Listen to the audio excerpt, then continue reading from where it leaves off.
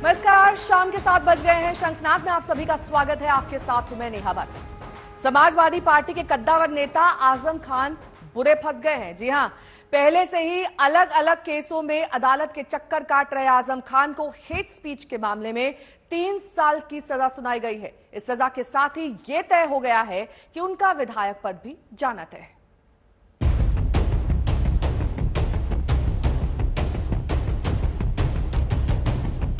मैं इंसाफ का कायल हो गया। मैं इंसाफ का कायल हो गया। मैं इंसाफ का कायल हो गया।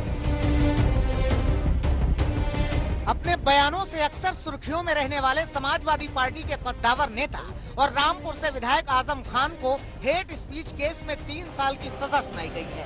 अब उनकी विधानसभा की सदस्यता भी खत्म हो जाएगी। यानी आजम साहब जो कई बार रामपुर के सांसद रहे, उसके बाद सांसदी छोड़कर विधायक बने थे, लेकिन सजा के बाद अब उनकी विधायकी भी जाएगी। सुनिए फैसले के बाद कैसे आजम ने अपने चिर परिचित शैली में तंज कसते हुए कहा कि हर फैसला मंजूर। सुप्रीम कोर्ट तो लास्ट ऑप्शन है। मतलब हाई कोर्ट में जाने के लिए 7 दिन का वक्त दिया है। कृपा है। मैंने कहा ना, मैं इंसाफ का कायल हो गया। सारा जीवन ही संघर्ष का है। 27 महीने एक तनहा कोठरी में अकेला जेल काट के आया हूँ। 5 महीने कोरोना में रहा हूँ। 1.5 महीने में 5 बड़े ऑपरेशन हुए हैं, फिर भी चल रहा हूँ आपके सामने। हिम्मत नहीं हारे आजम खान, ना हारेंगे, जिंदगी हारेंगे। आजम खान को आईपीसी की धारा 153A, 505A और 125 लोक प्रतिनिधित्व अधिनियम के तहत दोषी करार दिया गया है। रामपुर की एमपी एमएलए कोर्ट ने 3 साल की सजा का फैसला सुनाते हुए 6,000 रुपए का जुर्माना भी लगाया है। अब आजम की विधानसभा की सदस्यता भी रद्द हो सकती है। सजा के 6 साल बाद तक चुनाव लड़ने पर पाबंदी भी रहेगी। हेट स्पीच का ये मामला 2019 के लोकसभा चुनाव से जुड़ा है। आजम ने रामपुर की मिलक विधानसभा में चुनावी भाषण के दौरान आपत्तिजनक और भड़काऊ टिप्पणियां की थी।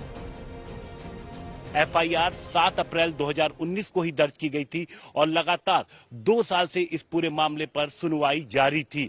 ये जो स्पीच थी 2019 में 7 अप्रैल को जो आजम खान ने दी थी, इसके बाद शिकायत दी गई थी और शिकायत के साथ साथ वो टेप का पूरा जो इनकी स्पीच थी उसकी ट्रांसक्रिप्ट भी जमा की गई थी, जिसके बाद ये सुनवाई लगभग 2 साल तक चली है।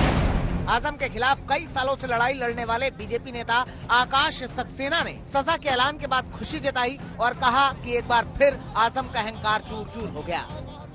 सब ये सत्य की जीत है और हमें न्यायपालिका पर पहले ही हमने आपसे कहा था कि न्यायपालिका जो फैसला करेगी वो हमें मंजूर होगा और न्यायपालिका ने बहुत अच्छा फैसला किया। ऐतिहासिक है ये देश में, ये फैसला देश में नजीर साबित होगा। अब कोई भी नेता हेट स्पीच मामले में, अब कोई भी नेता कम से कम इस मामले में, हेट स्पीच के मामले में बहुत सोच समझकर बोलेगा, ऐसा मेरा विश्वास है। 3 धाराओं में अधिकतम सजा हुई है 3 साल की। हाँ। जुर्माना 25,000 रुपए है। 3 साल का जो है कन्विक्शन क्या है हमें? ये मैक्सिमम पनिशमेंट था ना जो तीनों धारा। जी, ये मैक्सिमम पनिशमेंट है।